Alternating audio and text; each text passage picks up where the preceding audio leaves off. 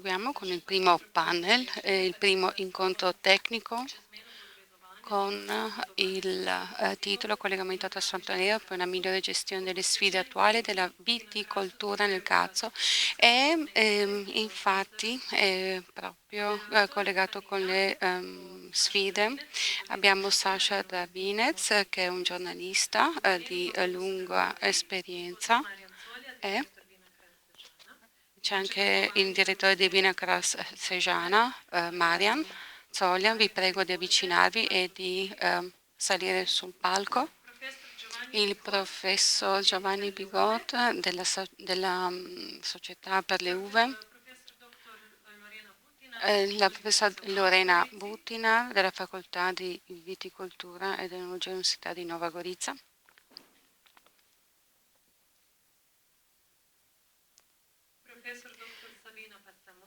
Professoressa Sabina Passamonti dell'Università di Trieste, il dottor Dejan Baučar dell'Istituto per l'Agricoltura della Slovenia e la signora Nina Gregoric del Ministero dell'Agricoltura, delle Foreste e dell'Ambientazione.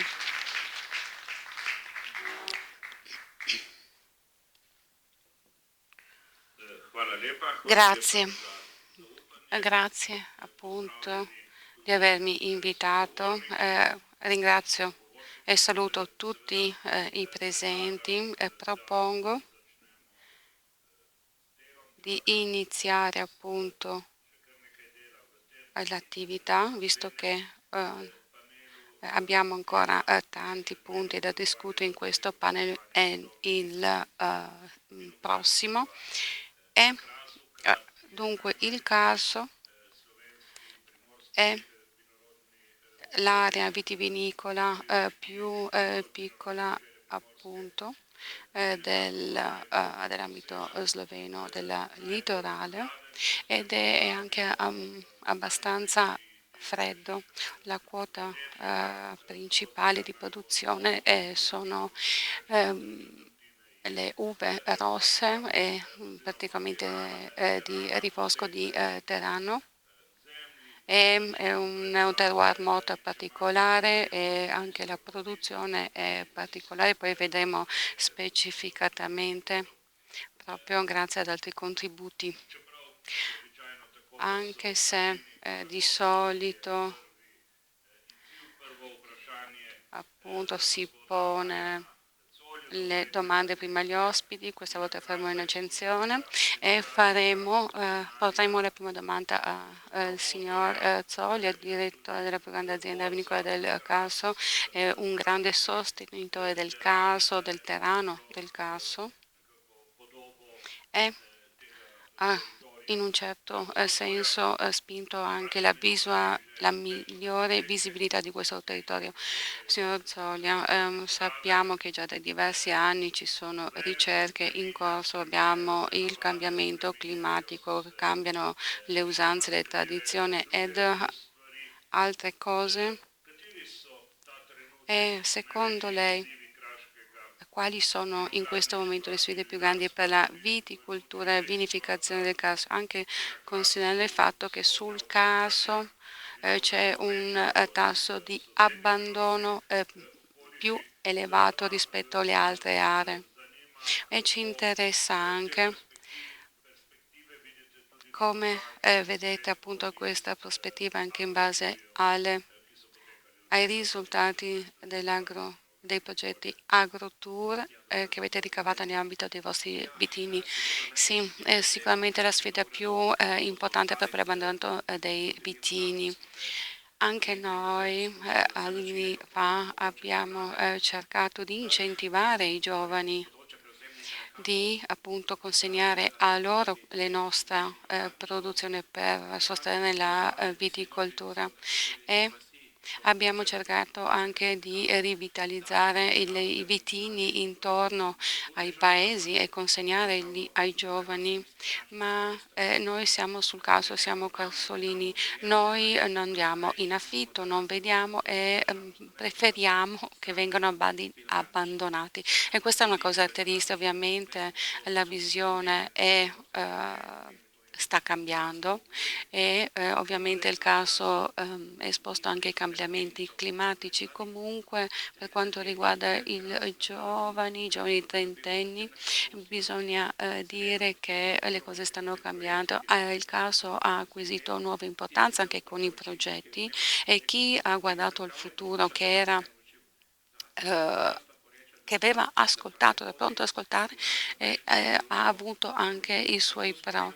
Nella nostra area produciamo un vino di elevata qualità che è capace non soltanto di essere venduto sul mercato sloveno, ma anche altrove, fino al Medio Oriente. Ma questo significa che è vero che questo monitoraggio, che la produzione e anche la mitigazione dei pesticidi e la lega e tutta la preparazione, tutti questi punti sono notevolmente importanti, infatti di questo tratta anche il nostro progetto Ogratur. Sono contento che queste attività comunque proseguiranno anche nel futuro perché bisogna essere sempre più bravi. Il mercato richiede a noi questo, si beve di meno, ma è questo anche giusto, ma ciò che si beve è di elevata qualità. E come invece affrontate le sfide del trend attuale, poiché i vini rossi non sono più in auge e in questo momento appunto i vini rossi tipo la Toscana, il Piemonte, il Bordeaux non sono più così interessanti. È come il turismo può aiutare ad incentivare le vendite, perché ad esempio i turisti che vengono sul caso devono conoscere il terreno. Sì, sicuramente negli ultimi anni ci sono diverse varietà. Prima avevamo il 70-30, adesso abbiamo appunto un rapporto diverso tra il rosso verde e il rosso bianco. Ovviamente non stiamo abbandonando il terreno. Il futuro si berrà di meno, ma ciò che si berrà sarà di alta qualità. Dobbiamo affrontare le vendite in modo diverso.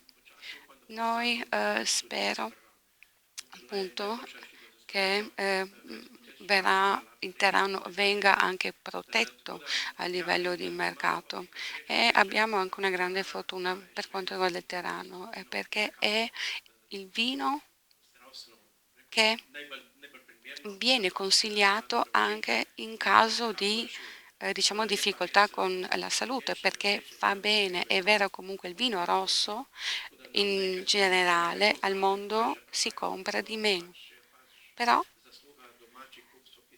noi abbiamo anche i nostri acquirenti della zona che rimangono fedeli al terreno. Grazie signor Zolia.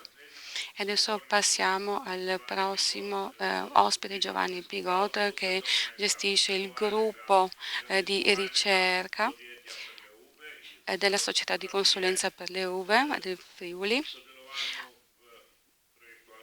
Ha collaborato nell'ambito del progetto AgroTour Plus ed è stato invitato proprio dall'organizzazione partner CRAS Caso e hanno ricercato proprio lo sviluppo delle malattie sul caso e in diversi vitini. Il signor Bigotto è conosciuto anche dal fatto che hanno creato l'indice Bigot che viene stabilito in base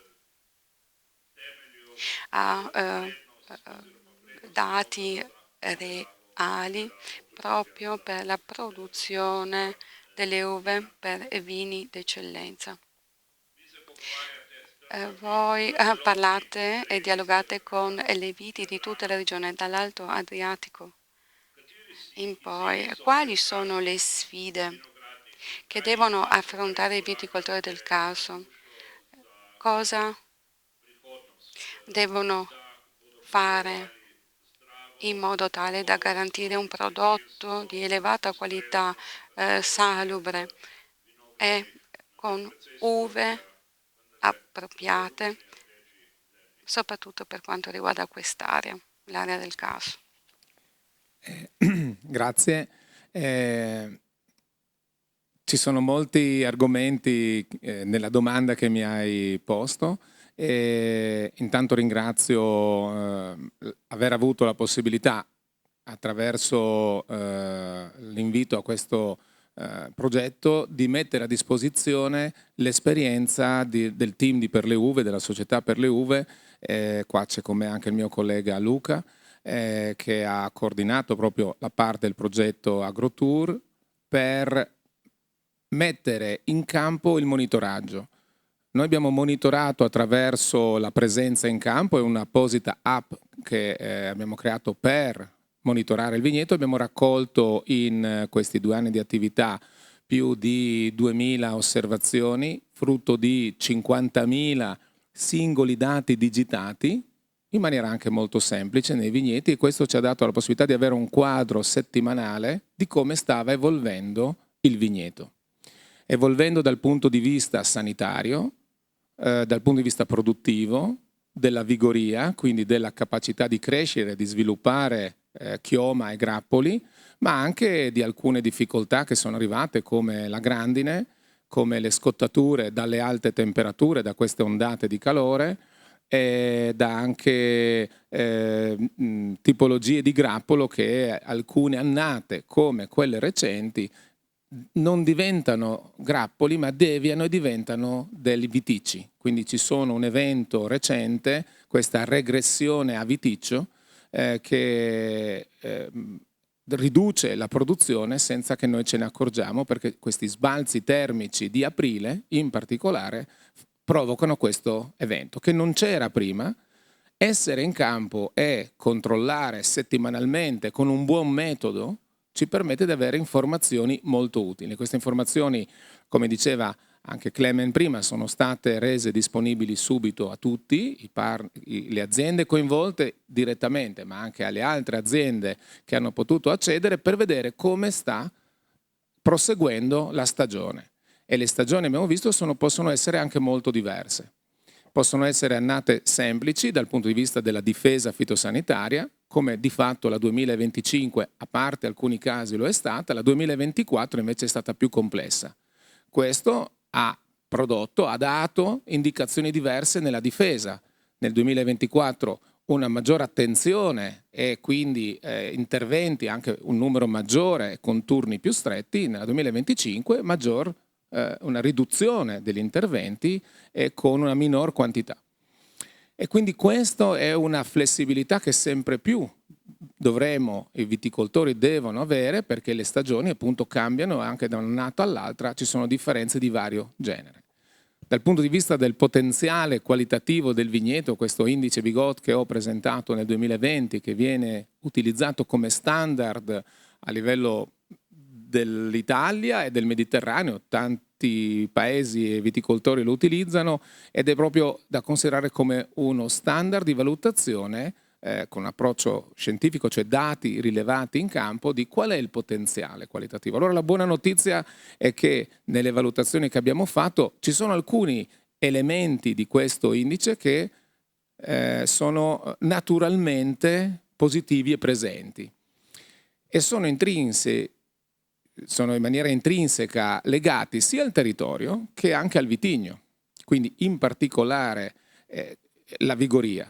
Quindi abbiamo vitigni che di natura sono molto vigorosi, e questa è una propensione alla resistenza. Un vitigno debole, con le difficoltà termiche e idriche, va più facilmente in difficoltà, cosa che succede in altre zone italiane, e invece in questo caso la forza della pianta, data dalla proprio tipologia di suolo e dalla genetica che gli determina una forza di sviluppo, foglie grandi, il chioma, sono fattori positivi di uno. L'altro è l'acino grande anche. La dimensione dell'acino: sono vitigni che hanno acini mediamente grandi, no? 2 grammi, forse anche più, a seconda delle stagioni, e questa è un'altra buona informazione, perché la disidratazione che può avvenire con lo stress idrico o anche con l'effetto termico diretto riduce, ovviamente, facile intuire, ha effetti più negativi su acini piccoli, che risentono di più di questo effetto degli acini più grandi.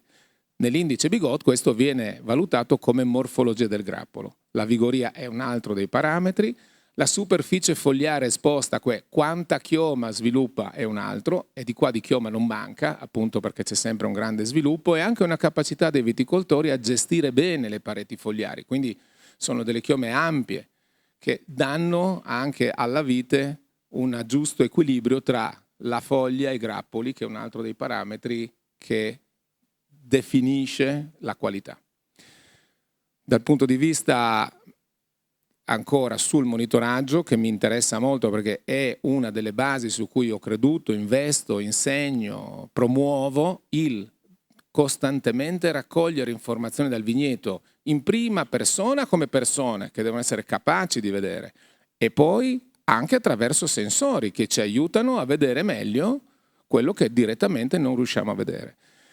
Concludo, poi rimango a disposizione, però recentissimamente, proprio a ottobre, c'è stata una bozza di direttiva europea sul monitoraggio,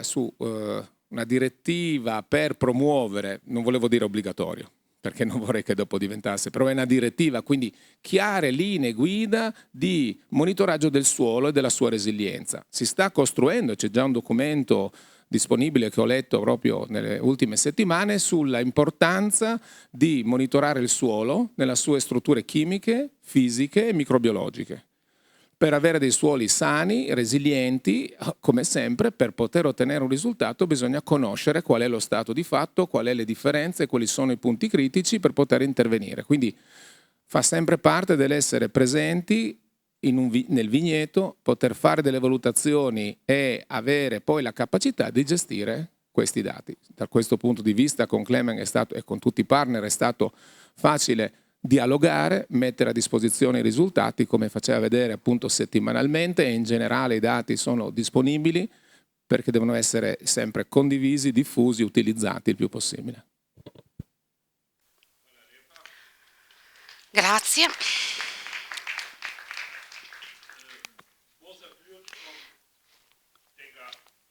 Dunque, dopo la conclusione di questo progetto e anche il fatto di aver fatto visita tante volte sul caso, la domanda è: verrà ancora tanto sul caso, accompagnerà ancora gli eventi appunto sulle diverse attività del caso? Sì, certo, con piacere. Sì, trovo un potenziale di crescita e anche una voglia dei viticoltori di investire, di crescere, di partecipare. La partecipazione è stata sempre molto attiva, e quando si vede che c'è un'accettazione, un'apertura a poter accogliere un modo di lavorare, un modo di vedere, dei consigli, è sempre un luogo dove si spende volentieri il proprio tempo.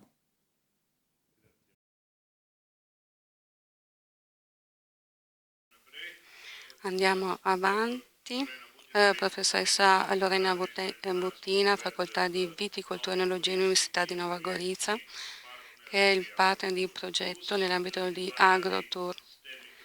Avete fatto le analisi microbiologiche per quanto riguarda soprattutto appunto i batteri lattici e il decapaggio biologico. La domanda è abbastanza attuale e anche abbastanza semplice.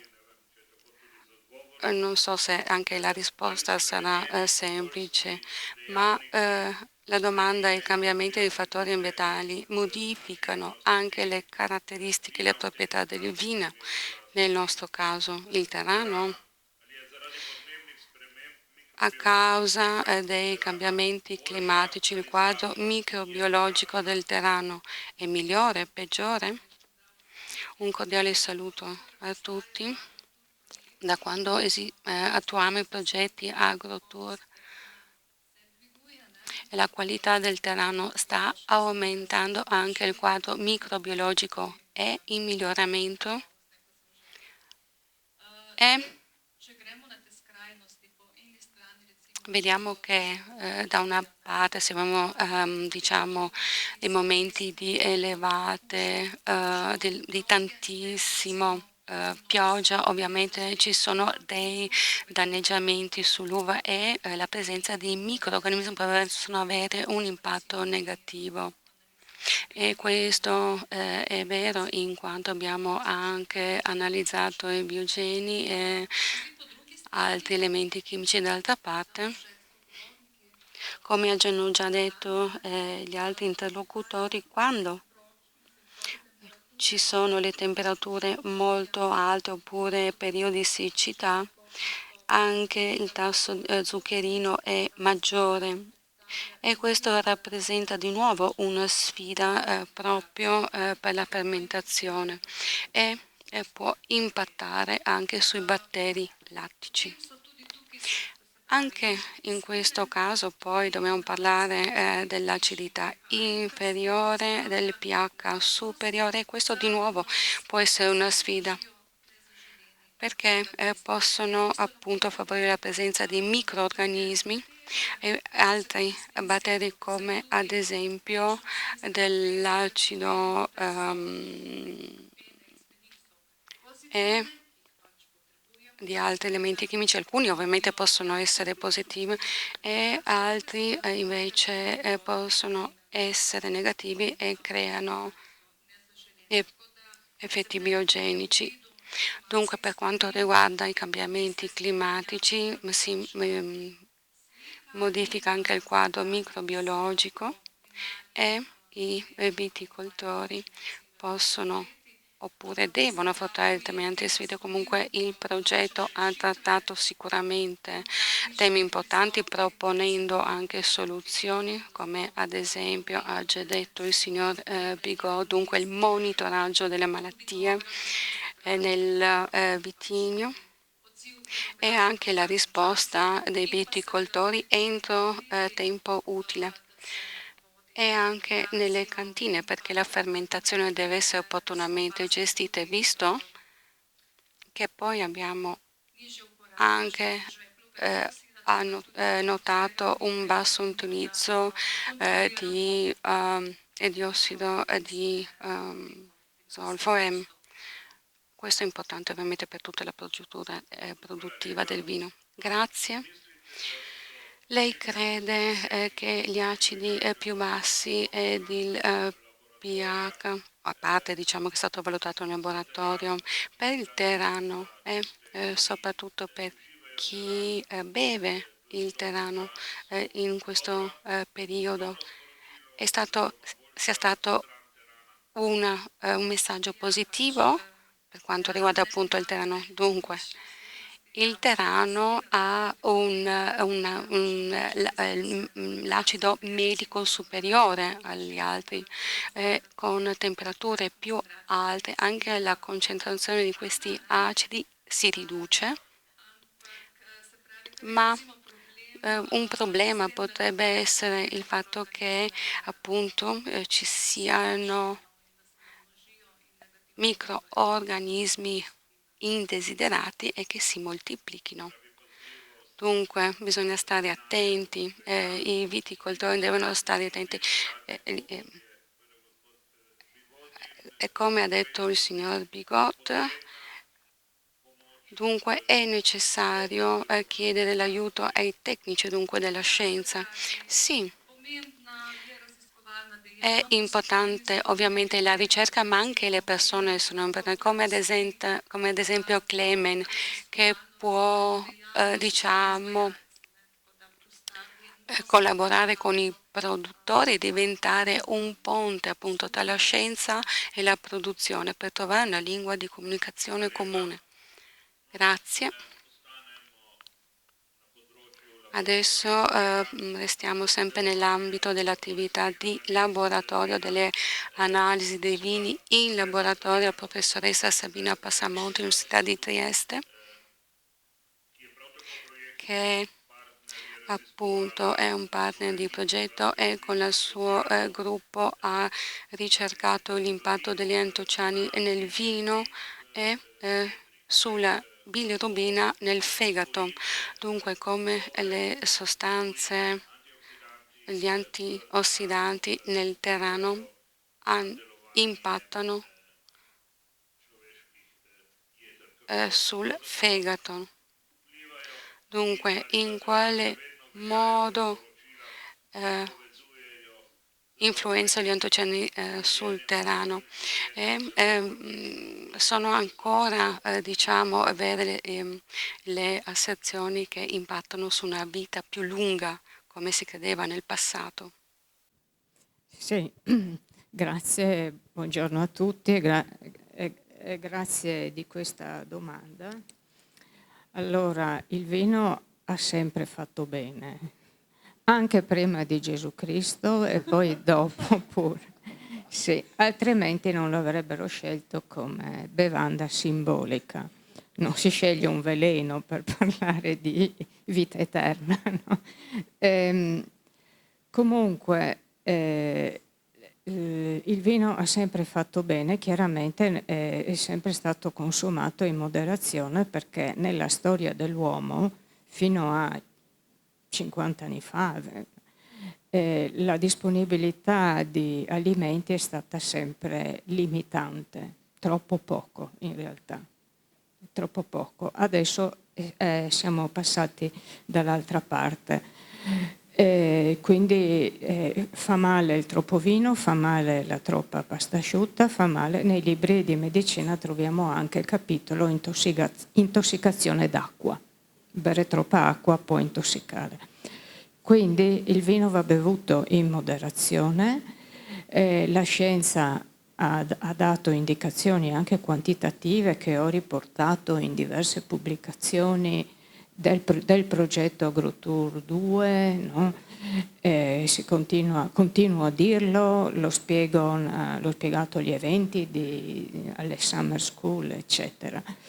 Quindi per arrivare a concreto la dose è consigliata di vino o bianco o rosso, non chiedetemi ancora non si sa ancora quale sia la differenza esatta tra uno e l'altro, però sono 3 bicchieri al giorno per gli uomini e 2 per le donne, per essere in sicurezza. Come agiscono? Dunque in questo progetto AgroTour, dalla fine della sua prima edizione, anche prima, noi nel nostro gruppo di lavoro abbiamo studiato l'effetto sulla salute dei pigmenti del vino rosso, cioè gli antociani. E questi pigmenti hanno la caratteristica che vengono eliminati molto rapidamente, vengono assorbiti in piccola misura, cioè la maggior parte viene eliminata. Poi il pigmento come tale intatto viene eliminato molto rapidamente, quel poco che viene assorbito, eppure si trova questa correlazione che con 3 bicchieri al giorno per gli uomini e con 2 bicchieri al giorno per le donne si osserva una significativa, cioè importante, riduzione del rischio cardiovascolare, cioè meno infarti, meno ischemie cardiache, meno ipertensione. E questo risultato non si sa bene perché sia dovuto. Certo c'è un effetto anche diretto degli antociani sull'apparato cardiovascolare. Tra l'altro anche il mio gruppo di ricerca ormai una decina d'anni fa ha pubblicato secondo me un bel lavoro che dimostra questo, lavoro scientifico.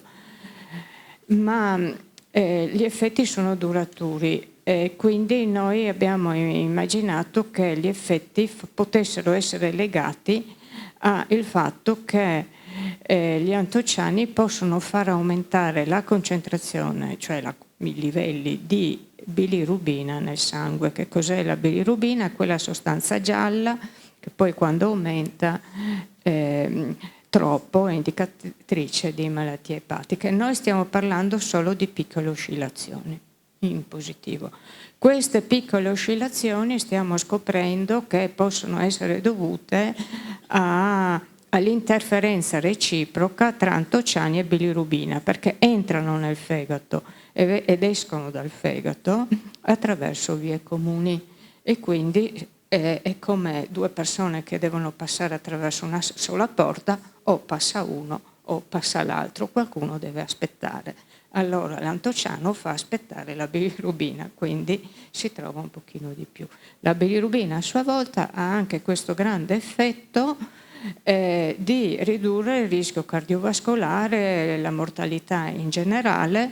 Questo è stato visto perché ci sono almeno tra di noi sicuramente ci sarà 1 o 2 persone che sanno di avere la bilirubina un po' più alta, si chiama la sindrome di Gilbert, e questa situazione rende gli individui più sani, diciamo, più resistenti alle malattie, anche più magri, perché è un effetto anti-obesogeno, diciamo, anti-obesità.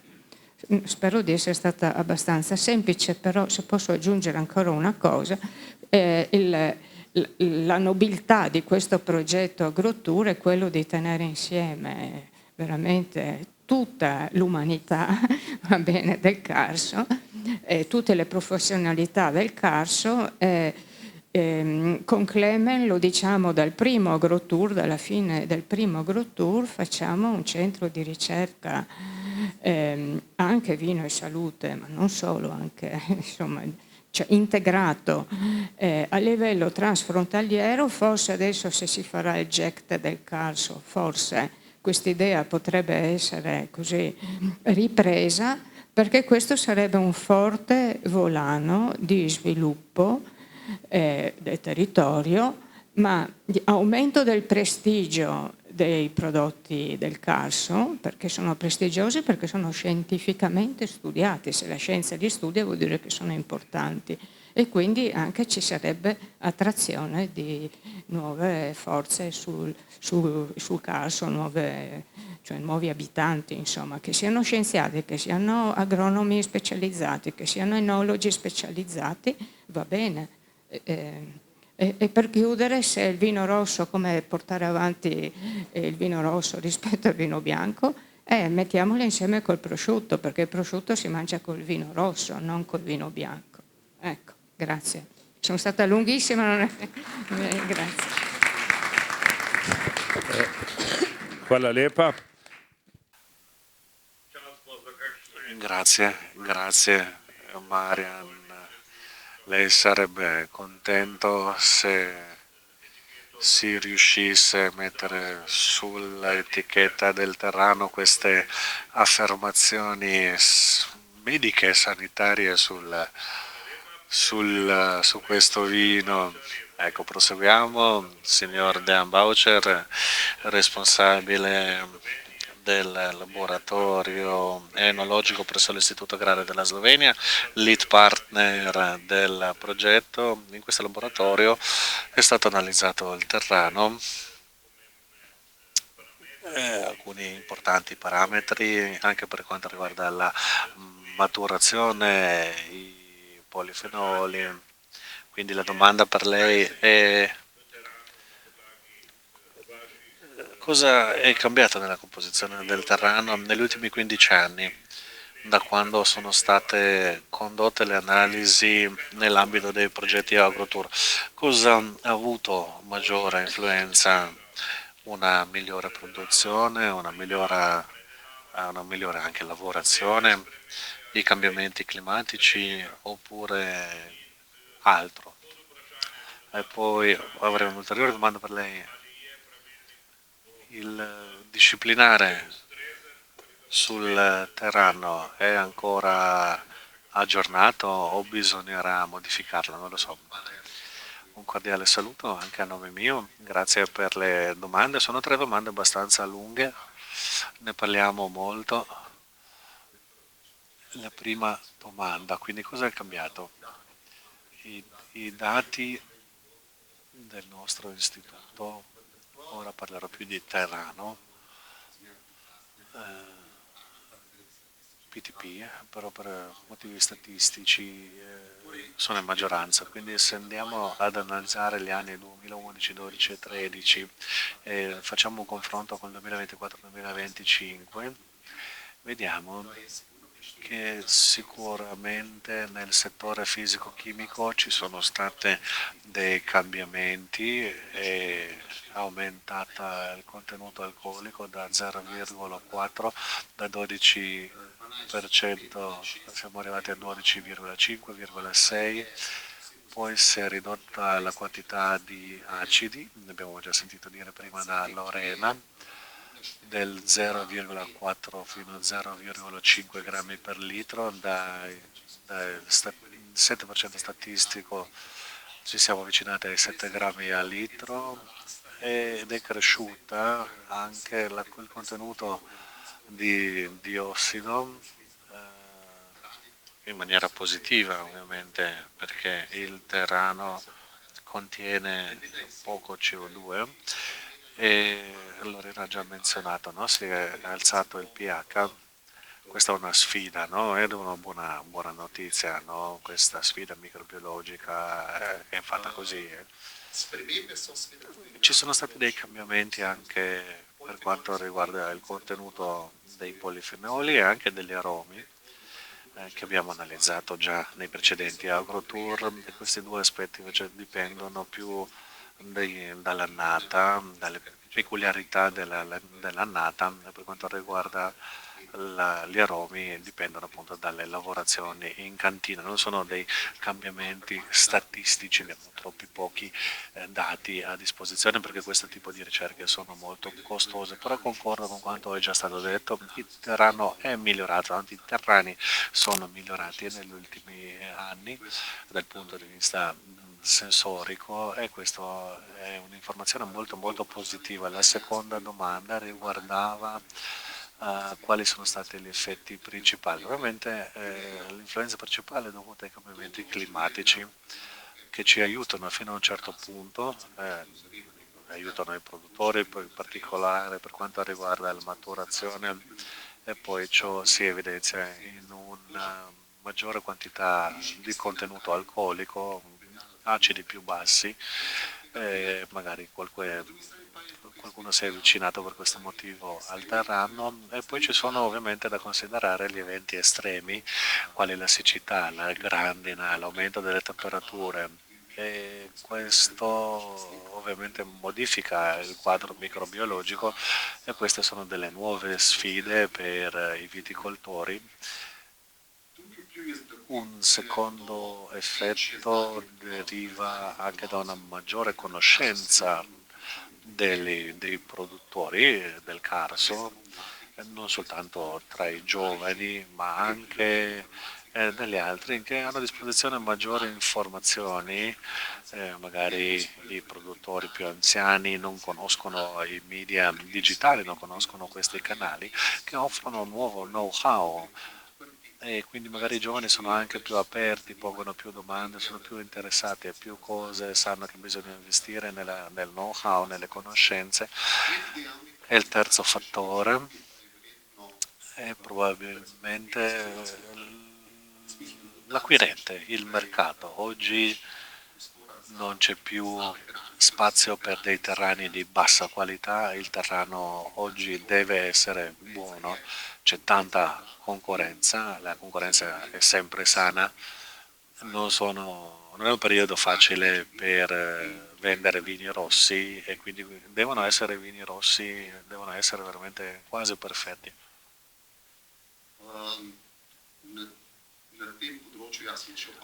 Abbiamo notato un altro aspetto, c'è la presenza di nuovi utenti che magari preferiscono i contenitori in pietra o altre essenze di legno e quindi si è allargata la base degli acquirenti e poi per quanto riguarda il disciplinare, no? Il disciplinare è stato modificato alla fine del 2021 per quanto riguarda i dati fisico-chimici che sono stati modificati rispetto a quelli precedenti, ovviamente sono stati utilizzati anche i risultati degli agrotour, non c'è più un limite per il contenuto alcolico verso l'insu è consentito un contenuto più basso di acidi. Ovviamente ci sono state altre modifiche. Il disciplinare potrebbe essere corretto, per esempio questo limite di 4 grammi di zuccheri, ecco, e forse bisognerebbe introdurre, lo dico un po' scherzando, un'ulteriore aggiunta di SO2 perché il terrano è conosciuto per un contenuto minimo di SO2, ma bisognerebbe utilizzarne tanto in modo in modo da essere preparati, ecco, per un nuovo quadro microbiologico per fermare le malattie non soltanto in cantina ma già sul grappolo. Altre modifiche in negozi con la denominazione d'origine protetta sono anche importanti, e se i produttori richiederanno delle modifiche, queste modifiche verranno sicuramente implementate, il Ministero le sosterrebbe, e quindi questo è il potere dei produttori di oggi, no? Poi ci sono anche nuove essenze più fresche, anche questo è stato introdotto, e se i produttori lo vorranno magari ci verranno considerate anche queste modifiche. Poi il Terrano è conosciuto come un vino con un contenuto di alcol moderato, un valore troppo alto è diventata una tendenza che il mercato non ha accettato di buon grado. E poi una nota personale: questi terrani, in particolare quelli sloveni, vengono venduti più maturi, e fino a un certo punto, dal punto di vista fisico-chimico, si sono avvicinati ai terreni dell'altro versante del confine, in particolare per quanto riguarda la maturazione dei vini, la maturità dei vini, no? E anche questo aspetto richiede appunto di allineare le norme, il disciplinare, e magari ci racconterà qualcosa in più la mia collega qui. Perfetto, grazie mille. Quindi c'è spazio per un'identità più coordinata, per un'immagine maggiormente coordinata dell'intero Carso su entrambi i versanti del confine? C'è. Quindi ci sono degli approcci, delle scuole enologiche diverse, ma c'è tanto spazio di manovra. Certo, ci sono tante opportunità su entrambi i versanti. Si tratta alla fin fine di un nuovo territorio, e per il futuro vedo appunto il futuro del Carso come un territorio unico a livello europeo. Grazie, dottor Marpol. Ovviamente le sue conclusioni si riallacciano alla prima domanda che ho qui per la dottoressa Nika Gregoric, consulente del Ministero per l'Agricoltura, le attività forestali e alimentari. Vino è una caratteristica del Mediterraneo.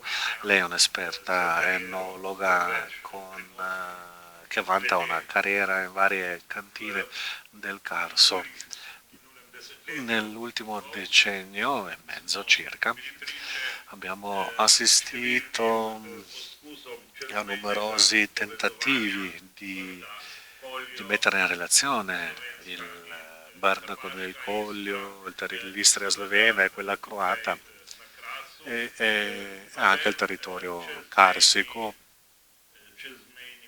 però nessun progetto transfrontaliero, una tutela transfrontaliera non è mai stata realizzata.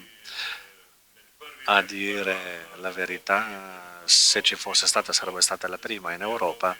È chiaro a questo punto che nell'Europa unita ci sono ancora confini invalicabili. Comunque con il progetto AgroTour il Terrano e il Carso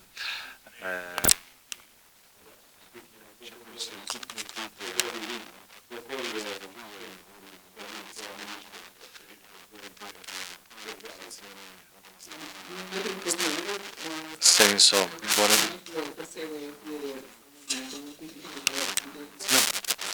confini nazionali, per esempio il miele istriano, no? È protetto a livello transfrontaliero. E così come già menzionato da Dean, i prodotti che sono protetti sono una questione abbastanza complicata, noi ne abbiamo, ma pochi si rendono conto della realtà della denominazione protetta e poi qualsiasi modifica deve provenire da parte dei produttori. Lo Stato è un organo, un interlocutore tra i produttori e Bruxelles. Facciamo un esempio concreto. Per quanto riguarda la protezione transfrontaliera, la maggior parte dei produttori di entrambi i versanti del confine deve presentare una domanda sia in Slovenia sia in Italia e poi ci sarebbero i negoziati. E non voglio fare una provocazione adesso, ma sicuramente la Croazia porrebbe il veto, no? Su una protezione transfrontaliera del terreno o per altri prodotti invece potremmo avere successo, quindi la prassi consolidata è questa, no? La conosciamo bene, non andrei a ripetere ciò che è successo in passato, però la questione è ancora aperta. L'Europa tende appunto alla protezione dei prodotti, dei territori, dei terroir e quindi ecco, ieri la Slovacchia ha registrato l'Otokai, ce l'hanno fatta, quindi si può fare, quindi c'è il vino slovacco Tokai che è stato registrato e questo è successo ieri, quindi succedono tante cose, si può fare, ma forse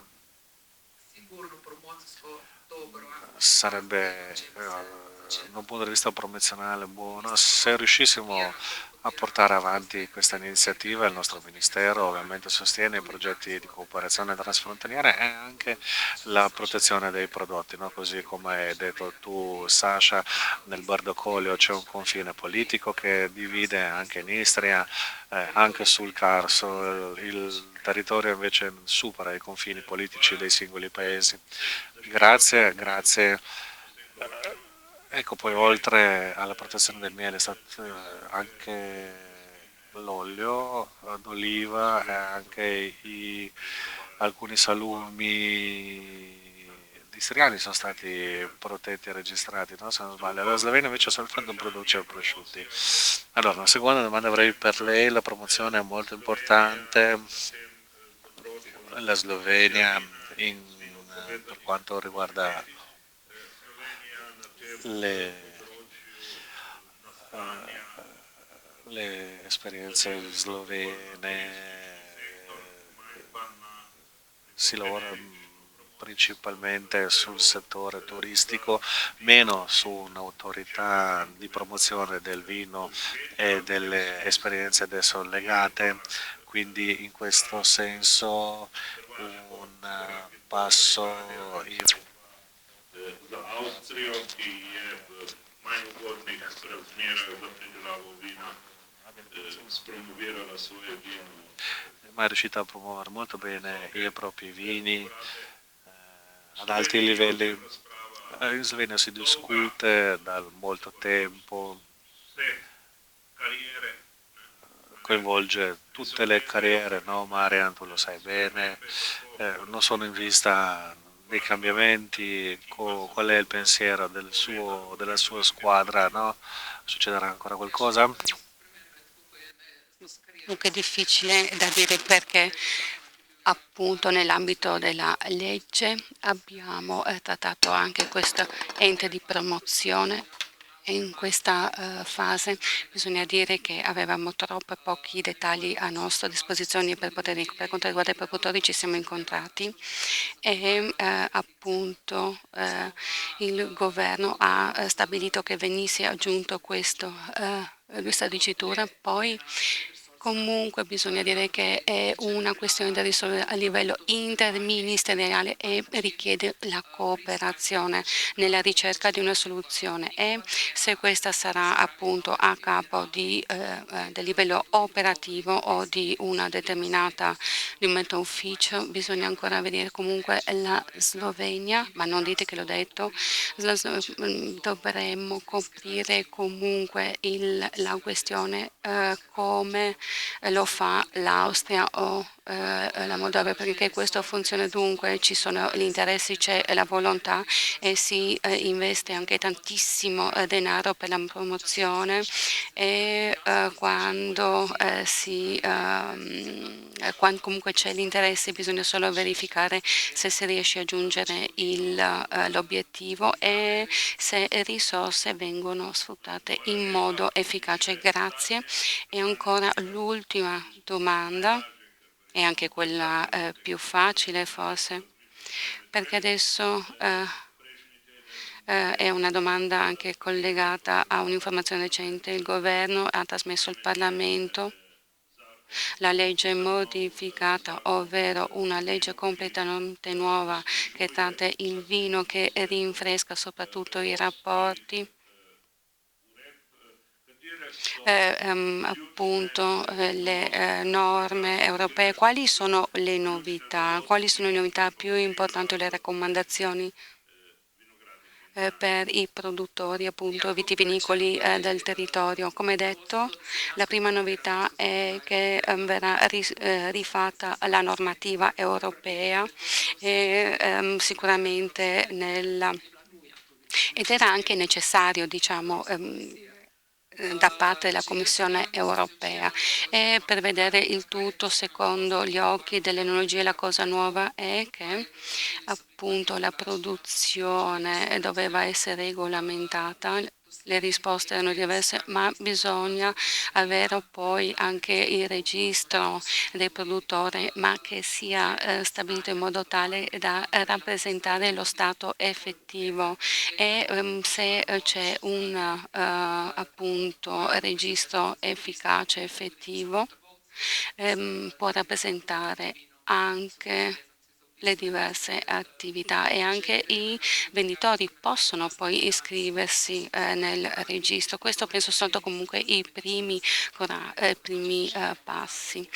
Il Ministero appunto per l'agricoltura sta facendo i primi passi in questo senso, sta cercando di regolamentare per poi dare la possibilità di un ulteriore sviluppo. Da questo punto di vista questo è sicuramente la novità più importante, ma ovviamente il tema principale è la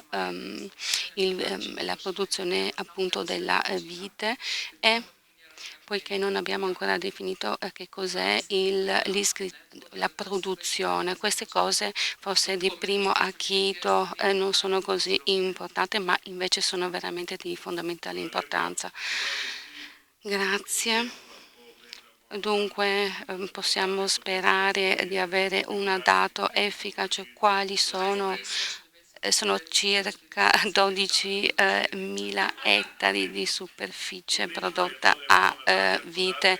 Grazie, abbiamo un dato preciso, ma purtroppo la superficie è inferiore a 14.000 ettari, dunque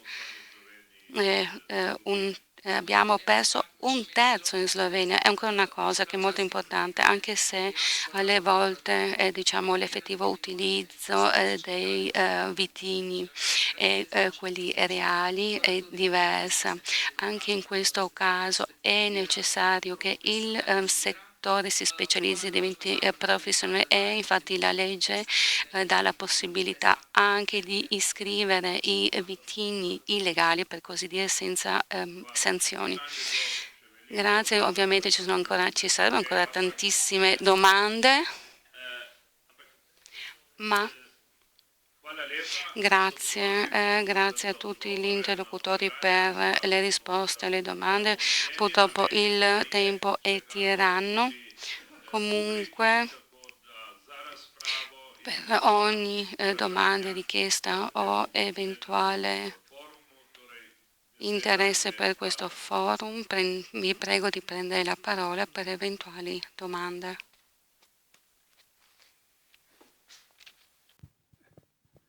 Buongiorno, scusate, parlo italiano, non conosco lo sloveno, mi dispiace, ma purtroppo la mia infanzia l'ho passata a Venezia, non si parlava sloveno da quelle parti. Dunque, ringrazio tutti e io volevo solo fare dire qualcosa per il futuro, non tanto per quello che è stato fatto, ma per il futuro.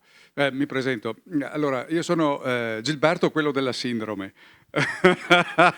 No, a parte gli scherzi. Gilberto Bragato, lavoro a Gorizia, al Consiglio per la ricerca in agricoltura, viticoltura ed enologia. Abbiamo una sede anche a Gorizia.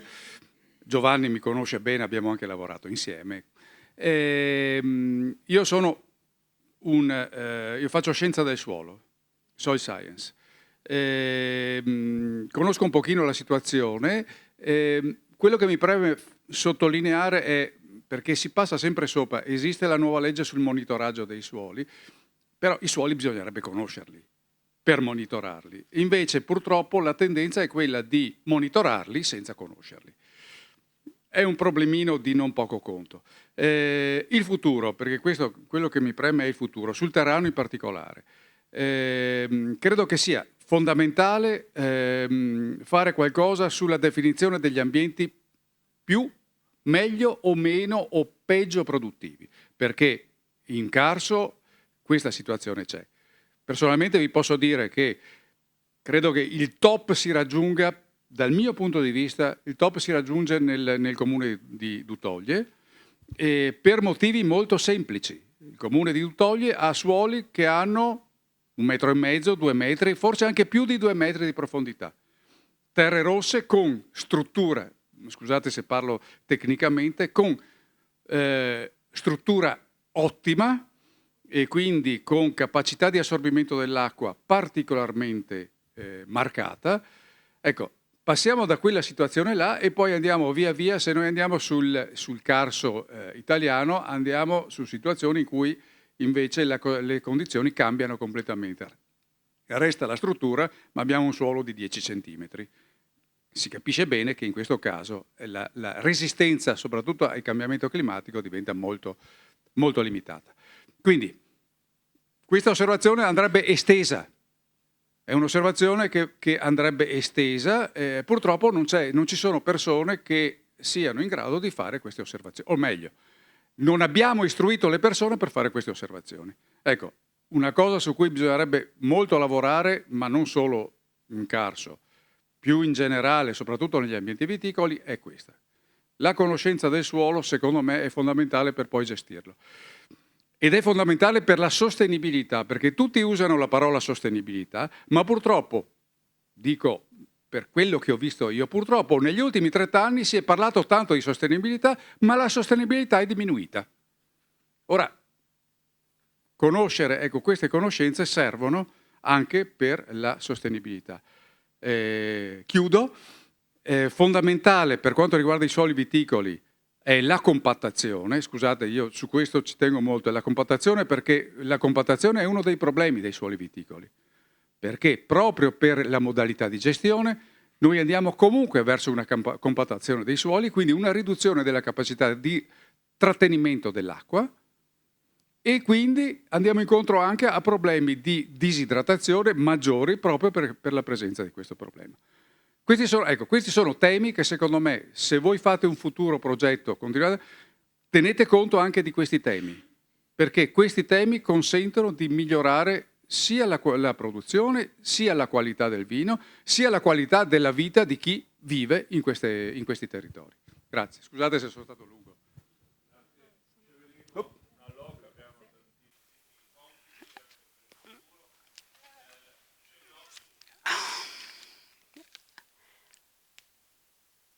Ancora domande?